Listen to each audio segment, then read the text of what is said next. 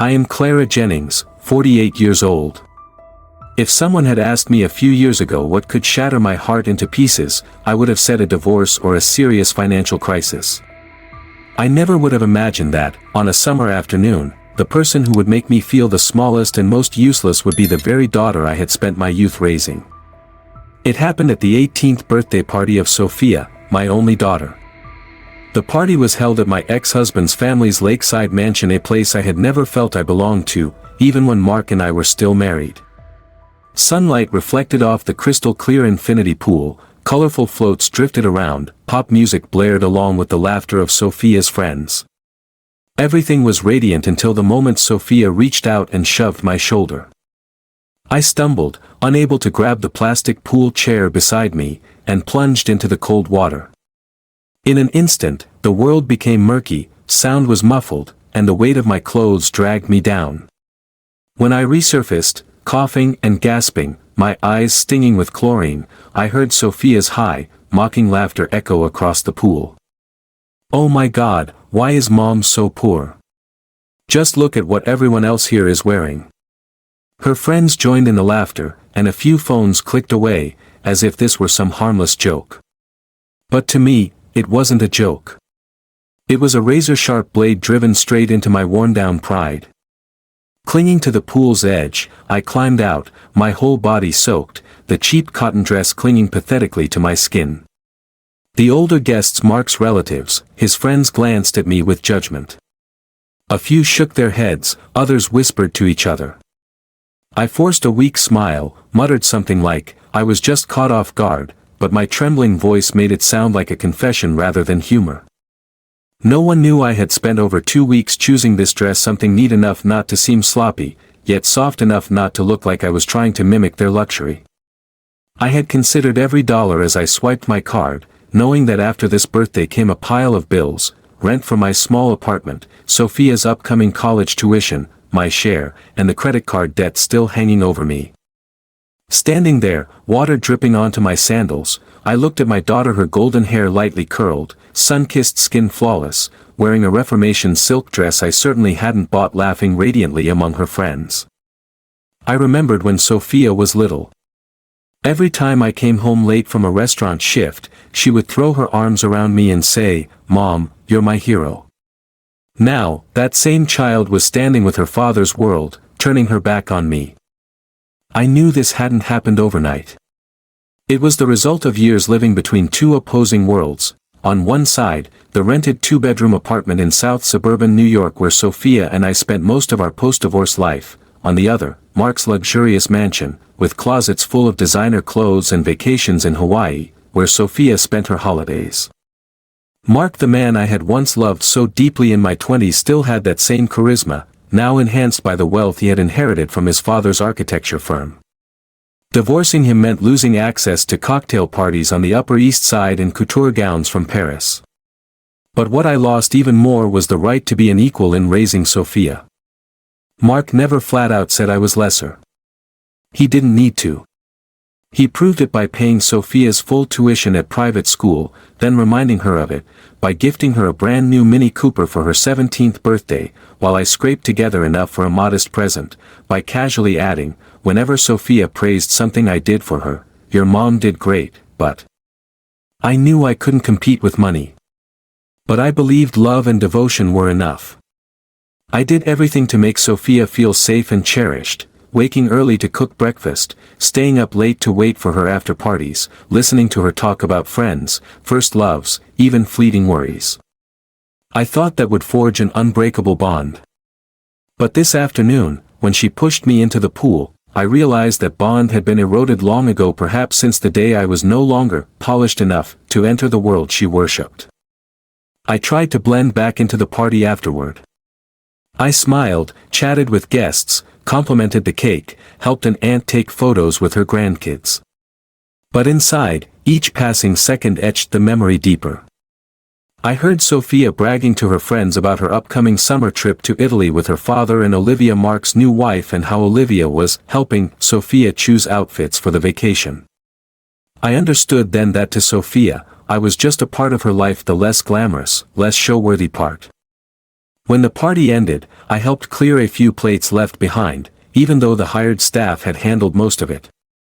Sophia posed for one last group photo with her friends, while I tried to slip away quietly.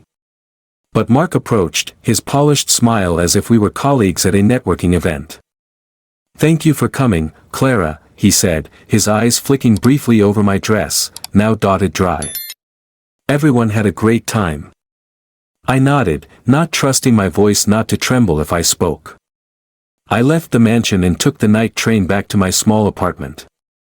Throughout the ride, I stared out the window, seeing my reflection against the blackness outside, dark hair streaked with silver, deep circles under my eyes, my body curled up as if to take up less space. I wasn't just tired from a long evening, I was exhausted from the feeling that I had failed not in earning money, but in holding on to my daughter's respect. That night, I opened my wallet to grab my card before going to the supermarket for a few groceries for the next morning. And I saw it, a folded invitation, printed on thick cream paper. I had received it 3 weeks ago, and since then, it had sat quietly in my wallet, as if waiting for the moment when I was ready to look it in the eye. On the cover, in italic letters, "Class of 1994 Reunion, Harvard Business School." I had planned not to go. I didn't want to compare my life with those of my former classmates, many of whom surely had become CEOs, investors, or at least more financially successful than I was. But tonight, after the pool incident, I thought differently. Not because I wanted to show off, but because I needed to remember a part of myself that had been forgotten, the part of Clara who was once measured by her intellect and ambition, not by the price tags on dresses or the address of her home. I placed the card on the kitchen table and looked at it as if it were an escape route. And I began to think. Maybe it was time to do something to regain my place, not just in Sophia's eyes, but in my own. 3 days after that birthday party, I still felt as if I hadn't escaped the cold water of the pool. Each morning when I woke, I still heard Sophia's laughter echoing in my ears, the click of phones taking pictures, and the words that struck right into my bones. "Why are you so poor, Mom?" I went to work, still made coffee for customers, still ran the register, still smiled out of reflex. But whenever there was a pause, I looked down at my hands and saw the small calluses along my knuckles, proof of decades of serving, washing dishes, carrying trays. Those hands had once held Sophia, once clasped hers as we crossed the street, once rubbed her back through fevers at night. Now, it seemed their only worth was as the hands of a poor woman. In the evenings, back at the apartment, I sat at the kitchen table, the reunion invitation still in front of me. The yellow light shone down, making the words, 30-year reunion, appear both sparkling and mocking. I picked up the phone, about to call an old friend from school to ask who would be there, but stopped. I didn't want to hear a list of glittering names, only to feel smaller again. Instead, I looked for a long time into the small mirror hanging by the door. My hair had more silver than I realized, the skin beneath my eyes was hollowed. But what startled me wasn't age, it was my eyes. There was a dullness there, as if I no longer expected anything from myself. I suddenly remembered my school days, when I debated macroeconomics with passion, when I dreamed of opening my own consulting firm, when I believed I would travel the world. Where had I left that woman behind? That night, near 11 p.m., I received a call from Lily, my best friend from business school. Her voice was warm and strong, just as it had been back then. "Clara? How long has it been? I just saw your name on the invitation list. You have to come." I gave a dry laugh. "I don't know. I'm not sure I fit in with that kind of reunion." Lily was quiet for a few seconds, then said, "You're afraid of the comparisons, aren't you? Listen, Clara, I know the past few years have been hard. But a reunion isn't just about showing off success. It's about remembering who you were and reminding people that you're still here." Her words, "still here," were like a small spark. I didn't say yes, but that night, after hanging up, I opened my closet and pulled out the small dusty suitcase. The next day, after my shift, I went to a second-hand clothing store in Williamsburg. I knew I couldn't afford a brand new designer dress, but I believed that if I looked carefully enough, I could find something respectable, something that fit. After nearly an hour, I found a dark blue dress with a classic cut, good fabric. It fit perfectly at the shoulders, lightly hugged my waist, made me appear taller. The price was exactly what I had set aside for the week, which meant for the next few days I'd have to eat more simply. I bought it, wrapped it carefully, and on the way home, I felt a little lighter. That evening, Sophia called. "Mom. Next week I'm going to California with Dad and Olivia. You knew that, right?" I answered. "Yes, I heard. Have a good trip." There was a short silence. Then Sophia said, About the other day at the pool. I was just joking. Don't be mad, okay?" I swallowed hundreds of things I wanted to say and only replied, "I know." But in truth, I didn't know. I didn't know what "just joking" meant when someone used it to cover up the truth they had just exposed. The reunion came faster than I expected. That morning, I got up early, ironed the blue dress, and applied light makeup with care. When I stood before the mirror, I saw a different version of myself, not the woman soaked beside a pool, but someone who could walk into a room full of successful people without bowing her head. The hotel ballroom hosting the reunion sparkled with lights, tables laid with drinks and canapes. As soon as I stepped in, I saw Lily waving, her smile like a warm welcome. We hugged, and immediately I was swept into conversations, handshakes, reminiscing about old stories. Some classmates had become CEOs, investors, professors. They talked about companies, projects, yachts, vacation homes in France. I listened, smiled, asked a few questions. And then, unexpectedly, someone asked me, "Clara, what are you doing these days?" I talked about my job at the coffee shop, but also about how I managed work schedules, trained new employees, handled supply delays. I realized that when spoken with confidence, those skills had value too. No one looked down on me. Some even said, "Sounds like you're running a small operation yourself." Lily leaned over and whispered, "See? Your worth isn't just in a bank account." When the evening ended, Lily pulled me out onto the balcony overlooking the street. The New York night air was crisp. "Clara, have you thought about trying again? I mean, starting a business. You once had the mind and the passion, and I think you still do." I smiled. "I don't have any capital left." "Capital isn't just money," Lily replied. "It's ideas, it's connections. And listen. If you want to start, I can help you get connected." Her words planted a seed. On the train ride home, I thought about those years ago, about why I chose business, about the dream of building something of my own. And I thought about Sophia, not to take revenge, but to show her that her mother wasn't just the poor woman standing on the sidelines of life. When I got back to my apartment, I opened my computer and created a new folder, Plan 2025. And for the first time in years, I felt my hands tremble, not out of anger or shame, but out of excitement. I couldn't sleep that night. The computer screen glowed blue in the small dark room, the sound of typing mixing with the ticking of the wall clock. I scrolled through a series of ideas, from opening my own coffee shop, to a delivery service supplying drinks to offices, even a training course for professional service skills. Each idea had its advantages, its drawbacks, and one common barrier: capital. I knew I couldn't rely on savings. There was practically nothing left after years of scraping by. But Lily was right, capital isn't just money. I had a network, real-world experience, and something others couldn't easily copy: the ability to spot opportunity in the smallest details.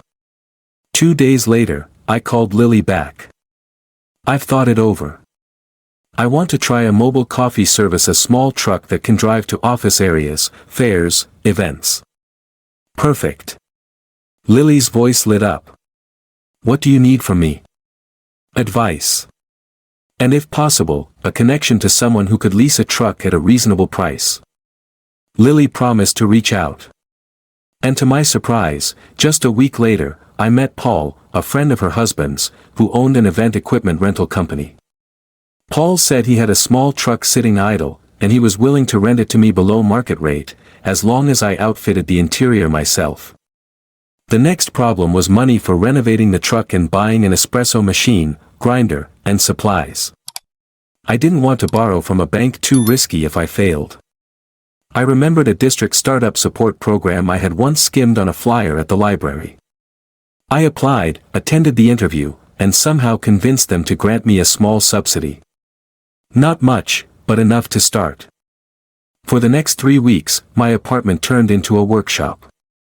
I woke at 6 a.m., worked my shift at the cafe until noon, then spent the afternoons and evenings designing a logo, finding coffee bean suppliers, buying paper cups, straws, napkins.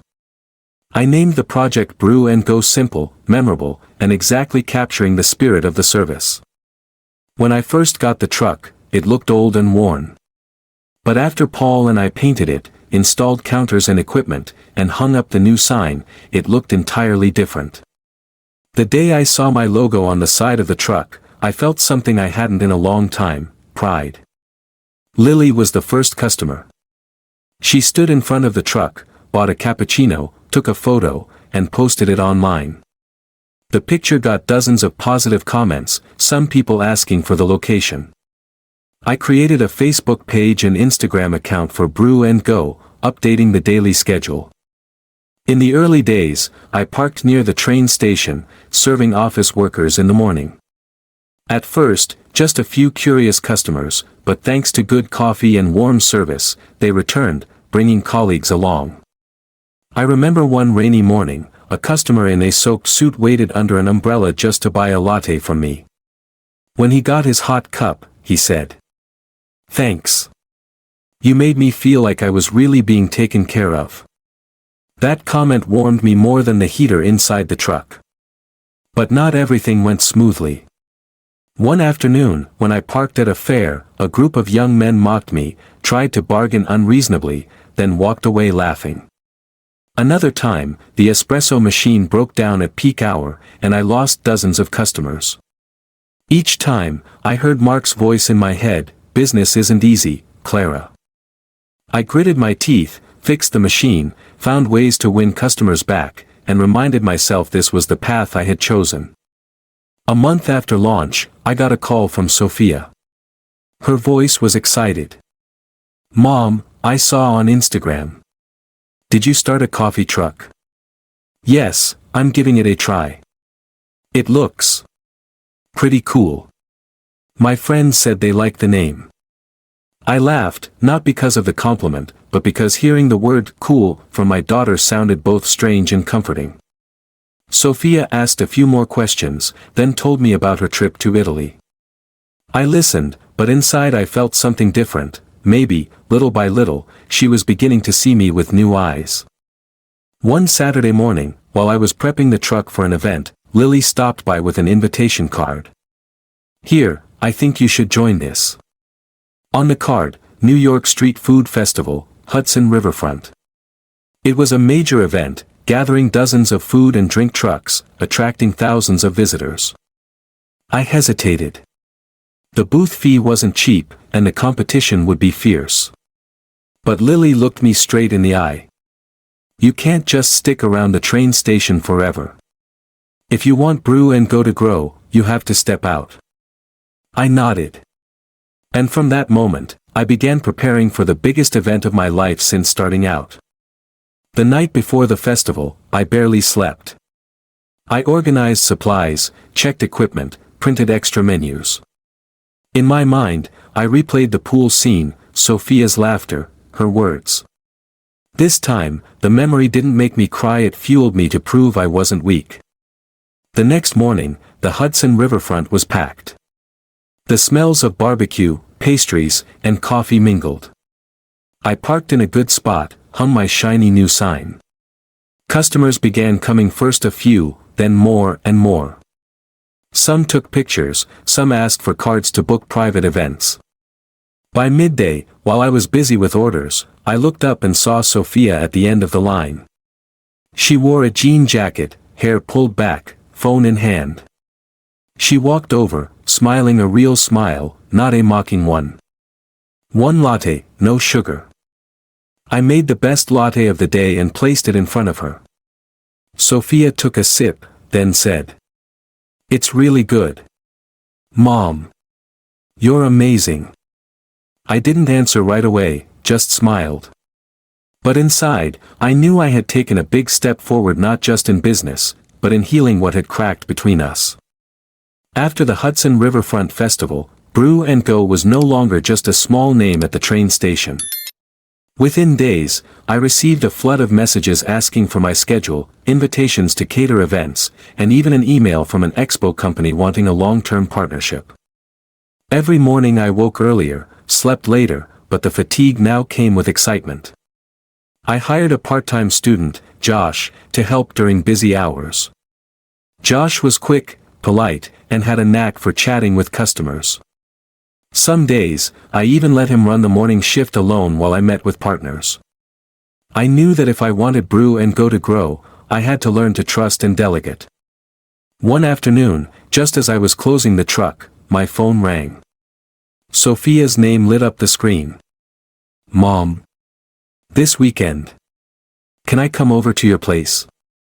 I want to stay for a few days." Her voice was hesitant, so unlike the usual confidence. I tried to keep my tone steady. "Of course. I'll get your room ready." Since the festival, Sophia and I had talked more, but mostly over the phone. This time, she was asking to stay over and I didn't ask why.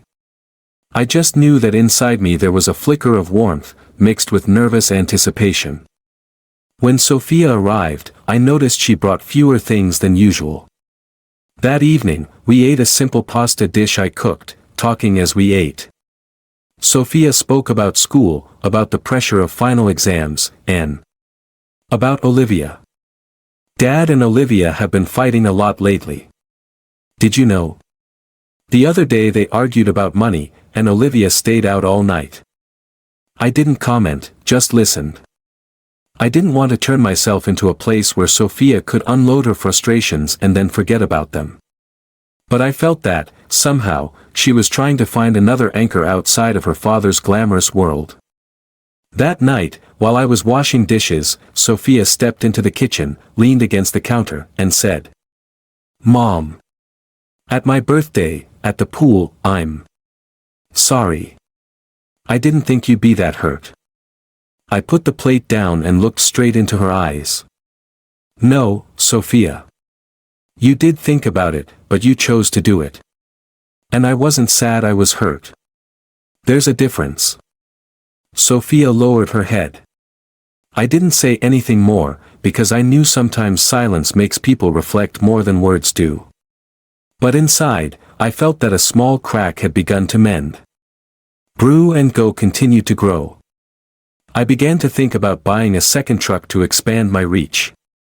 Lily remained a quiet companion, frequently calling to check in, sending me information on events, and occasionally stopping by for coffee just to chat. But new success brought new challenges. One Monday morning, I received a letter from the district council, informing me that I needed a full business license if I wanted to continue operating in certain central areas. The application fees were higher than I expected, and without it, I'd lose some of my busiest locations. I spent an entire afternoon sitting in front of the paperwork, feeling like I'd been pulled back to square one. In my head, I heard Mark's voice again, half pitying, half mocking. "I told you, Clara, business isn't just about passion." That evening, Sophia unexpectedly offered, "If you need, I could help a little with money." I was surprised. "Your money?" I saved some from my part-time job at the bookstore. "It's not much, but you can think of it as an investment." I burst out laughing. "Sounds professional. But I don't want you to carry that responsibility." Sophia was firm. "You once said capital isn't just money. But sometimes money is also a way of showing trust. I trust you." Her words made my throat tighten. For the first time in years, I felt not just like a mother to my daughter, but like two women standing on the same side. I accepted the money not because I needed it, but because I wanted to honor its meaning. The licensing process took longer than expected, but eventually I received the official approval. The day I held the license in my hands, I sent a picture to Lily and Sophia. Lily replied, "A small victory, but an important one." Sophia simply wrote 3 words, "Proud of you." One Friday afternoon, as I was closing the truck, Mark appeared. He was wearing a crisp suit, standing on the sidewalk as if he just happened to pass by. "I hear you're doing well," he said with a half smile. "Sophia talks a lot about brew and go." I nodded, not wanting to seem defensive. "I'm fine. Thanks for asking." Mark glanced into the truck, then said, "You always had this energy. If you'd applied it to something else back then, things might have been different." I knew what he meant: our marriage, finances, my status. But this time, I didn't feel the need to defend myself. I simply said, "Things are different. And I'm happy with that." Mark looked at me a moment longer, as if he wanted to say something, then walked away. I saw a hint of bewilderment in his eyes, perhaps because the woman standing before him was no longer the Clara who had once shrank back at the mansion's cocktail parties. That weekend, Brew and Go participated in a fundraiser for the local hospital. I invited Sophia to come along, partly to help me serve, and partly so she could see what my work really was. We worked the entire afternoon, laughing, serving coffee to dozens of customers. When the event ended, Sophia hugged me in the middle of the square, in front of everyone. "Mom. I'm sorry for not seeing you more clearly before." I didn't reply, just held her tighter. But I knew a deep current had truly shifted, and this time, it was carrying the two of us to the same shore. Autumn came quickly, along with the sharp winds sweeping through the streets of New York. I began adjusting the Brew and Go menu to heartier hot drinks, adding hot chocolate for kids, and a few pastries I baked at night. Revenue was steady, enough to pay for the truck rental, supplies, and even to save a small amount. Sophia still visited me once a month. The evenings in my small apartment grew warmer when she sat at the kitchen table, doing homework while sipping hot cocoa. I learned not to cling to these moments, but to let them unfold naturally, as if we were learning how to be mother and daughter all over again. One Wednesday afternoon, while I was at the train station, a strange man stopped by the truck. He wore a long coat, held a folder, and said, "Are you the owner of Brew and Go?" "I'm James, from the company that organizes the Winter Festival in Central Park. We're looking for more beverage vendors. I heard about you from customers." I froze for a moment.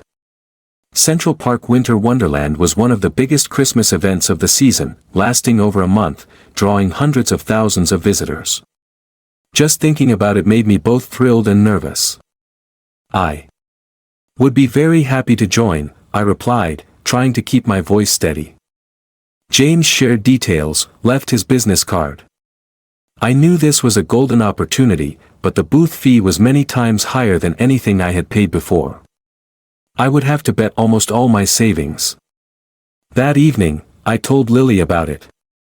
"Clara, this is when you have to take a risk. If you want to reach a new level, you can't stay in your comfort zone forever." "But what if I lose money?" I asked. "Then you still have Brew and Go at the train station. But if you succeed, you'll make a name for yourself." I also told Sophia. She was surprised.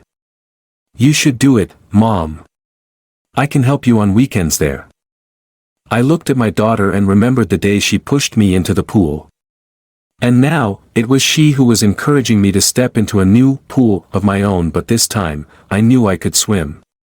Once I made the decision, I threw myself into preparation. I ordered a backup espresso machine, bought decorative lights, and designed red cups with the logo for the holiday season.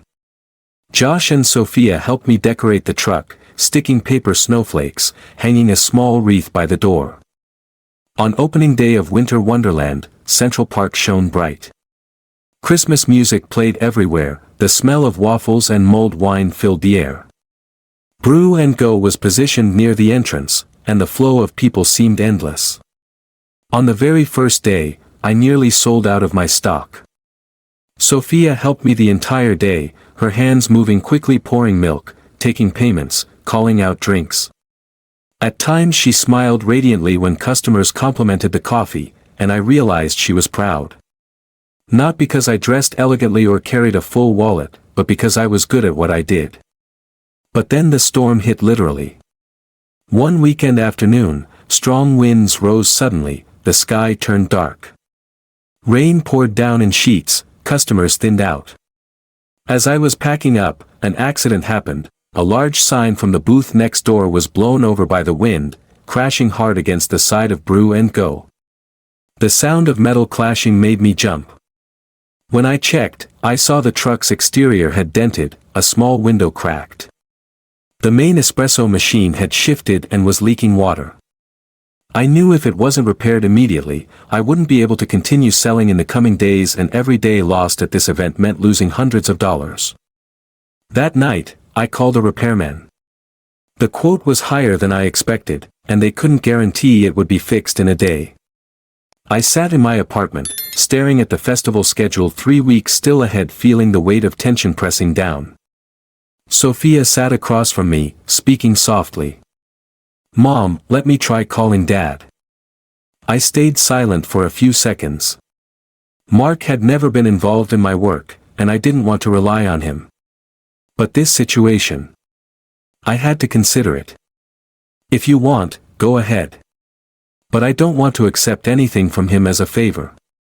If he helps, I'll pay him in full." Mark arrived the next morning, along with a friend who worked in mobile vehicle repairs. Within hours, they fixed the dent, replaced the window, and readjusted the espresso machine. When I tried to pay, Mark raised his hand. "Consider it a Christmas gift for Sophia." I hesitated, but Sophia nodded slightly, signaling that this time, I should accept. Before leaving, Mark stood beside the truck. "I have to admit, you've really done well. Not just holding on, but attracting so many people." I smiled, for the first time feeling that his compliment didn't carry any hidden edge. In the following days, Brew and Go drew crowds again. News about the coffee truck that survived the storm spread, and even a local newspaper ran a story on me. They published a photo of Sophia and me beside the truck, under the Christmas lights. The article ended with, "A hot cup of coffee can offer more than flavor, it carries a story of resilience and family." That evening, I printed the article, framed it, and hung it in the kitchen. Sophia looked at it and smiled. "You know, I never thought I'd see you in the newspaper. But now I think this is the version of you I want to remember." I turned away to hide my smile. Maybe sometimes what we need isn't to change the past, but to write a present strong enough to overshadow it. Christmas passed like a burst of fireworks. Brew and Go ended the holiday season with its highest revenue ever. I paid off my debts and saved enough to seriously consider a second truck. Sophia returned to her father's house after the break, but before leaving, she hugged me tightly and said, "Mom, next summer I want to work for you full-time."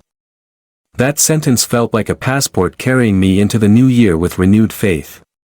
One January morning, as I was checking emails, I saw a subject line that made my heart race.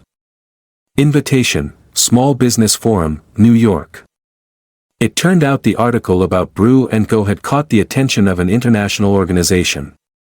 They were inviting me to share my startup story at a forum in the US, covering travel and accommodation costs. I read the letter 3 times before believing it was real. New York, the place I had once dreamed of visiting when I was in business school, then abandoned that dream as life swept me away. But excitement quickly gave way to anxiety. The event was scheduled for March, when I had already planned to expand Brew and Go to a new location. If I went, I would have to delay everything and leave most of the work to Josh. Was I taking too big a risk? That evening, I called Lily. "You have to go," she said firmly. This isn't just a business opportunity, it's a way to remind yourself, the old Clara is still here. But if I stay, I can focus on expanding. Clara, you can expand anytime. But not every day does New York call your name. Her words silenced me. I knew she was right. Sophia's reaction surprised me even more. You should go, Mom. I can help Josh run the truck on weekends. You'll love New York. I laughed. I never thought I'd hear you encourage me to leave the truck to you. You can trust me, Sophia said, her voice confident. Maybe this was also a chance for me to see just how much she had grown. In the weeks that followed, I prepared paperwork for the trip while training Josh and Sophia on operations. I wrote everything down in detail, from how to store milk, handle busy rushes, to how to respond to customer complaints. In the middle of all this, something unexpected happened. I received notice from the bank that a large amount had been withdrawn from my account due to a suspicious transaction. I immediately called them, and they confirmed it was fraud. Someone had stolen my card information. Luckily, the bank would refund the money, but it would take at least 2 weeks. Which meant my cash flow was impacted right before my departure. I sat alone in the kitchen, staring at the list of upcoming expenses, feeling the stress pressing in. This was the first time I'd ever had to leave Brew and Go for so long, and it seemed like everything was testing my resolve. Lily came that evening, bringing 2 cups of coffee from Brew and Go. You're afraid everything will fall apart when you're gone, aren't you? I nodded. Then you have to choose, either stay here forever, or trust in what you've built. She then handed me an envelope. Inside was a small card that read, "No journey worth taking ever comes without risk." The day of my departure, Sophia took me to the airport. She looked more grown up in her thick coat, her hair tied back neatly. Don't worry, Mom. I'll send you a picture of the truck every day. I hugged her, and for the first time, I didn't feel overwhelming anxiety but real trust. The flight was long but smooth. When the plane descended into New York, and I saw the skyscrapers through the window, I felt a part of my old self come alive again, the part that believed I could do anything. The forum took place in a large hotel in Manhattan. I was seated among entrepreneurs from all over the world. When it was my turn to speak, I shared the story of Brew and Go, starting from nothing, overcoming condescending looks, and reclaiming my sense of worth 1 cup of coffee at a time. I didn't forget to mention Sophia, not to blame her, but to talk about how we had learned to see each other again. When I finished, the entire hall rose to applaud. My eyes grew blurry, not from glory, but because I knew I had just marked a new milestone for myself. That evening, back in my hotel room, I received a message from Sophia.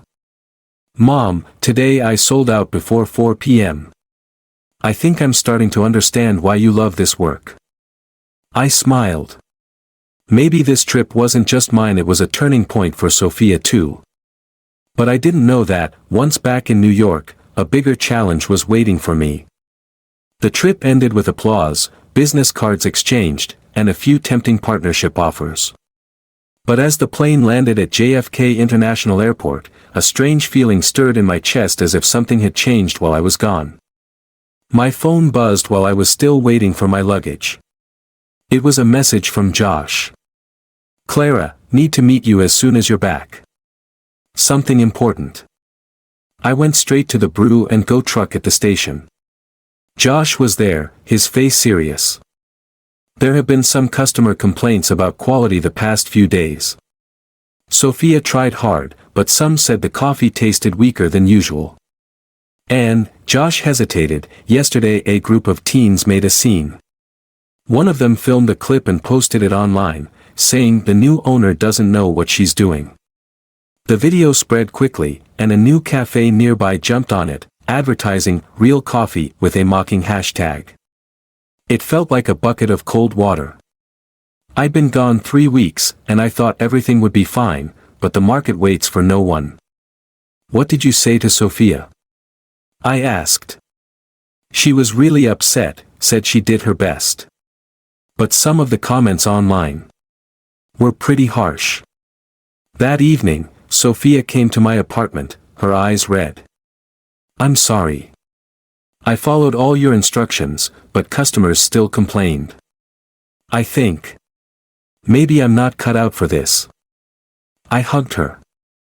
"Sophia, everyone has bad days. What matters is what we do next." But inside, I knew this wasn't just a bad day. Brew and Go's reputation had taken a hit, and I needed to act fast if I didn't want to lose customers permanently.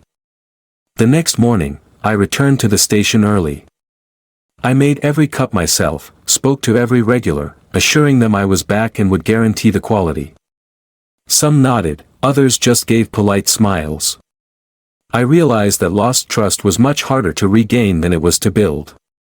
Midday, I saw a middle-aged woman at the end of the line, watching closely. When it was her turn, she said, "I used to be a regular, but I stopped coming after hearing the rumors. Today I wanted to see for myself." I offered her a cappuccino, free of charge. She took a sip and smiled. This is the Brew and Go I remember." Her words fueled me like nothing else. But the difficulties didn't stop. 3 days later, I received a letter from the Winter Wonderland organizers, informing me they would be expanding their vendor list and wanted me to re-interview to ensure standards. It was a new procedure, but I knew it was also a way to filter out vendors with negative feedback. The rumors about Brew and Go had likely reached them. I had 2 weeks to prepare. Which meant I had to pour everything into proving that Brew and Go deserved its spot at next winter's event. Meanwhile, Mark called, his tone hard to read. "I heard about what happened. If you want, I could provide the funds to open a second truck right now, to distract the public." I was taken aback. "Why would you want to help?" "Call it an investment. If it works, we split the profits." I stayed silent. I knew his offer didn't come purely from goodwill. Mark still wanted to prove he had a role in my success. If I accepted, I'd be tied to him. If I refused, I'd have to figure it out alone under mounting pressure. I shared it with Lily. She frowned. "You built all of this yourself. Don't let anyone buy the right to decide for you." "But if I refuse, I'll have to find another way to save this. You managed with far less before. Don't forget that." Her words took me back to those early nights of starting out, when all I had was an old truck, one espresso machine, and the determination not to quit. That night, I sat down with my notebook and drew up a brand recovery plan. 1. Host a free Brew and Go day for the first 50 customers. 2. Launch a new coffee flavor, limited edition. 3. Film behind-the-scenes videos to show customers the care in every step. I knew no campaign was more effective than letting customers experience it for themselves. The free day took place under a rare sunny sky in February. Sophia, Josh, and I served non-stop. Old customers returned, new ones came out of curiosity. Some live-streamed, others posted pictures with the hashtag #BrewandGoIsBack. By the end of the day, I stood inside the truck, my shirt damp with sweat, but my heart lighter. The smiles, the repeated, "so good," they were proof that many still believed in me. That evening, Sophia handed me a small envelope. Inside was a paper with a photo of us standing by the truck, and underneath, a handwritten line, "Mom, I believe you can start over anytime you need to." I hugged her, feeling like any crack could be repaired if both sides wanted it. But I knew the biggest battle still lay ahead, the interview to keep my spot at Winter Wonderland.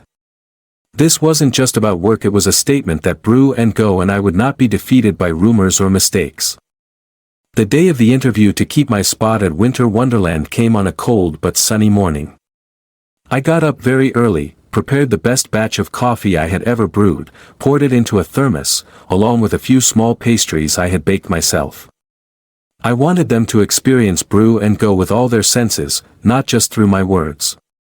When I walked into the room, I saw 3 members of the organizing committee already seated, files in front of them.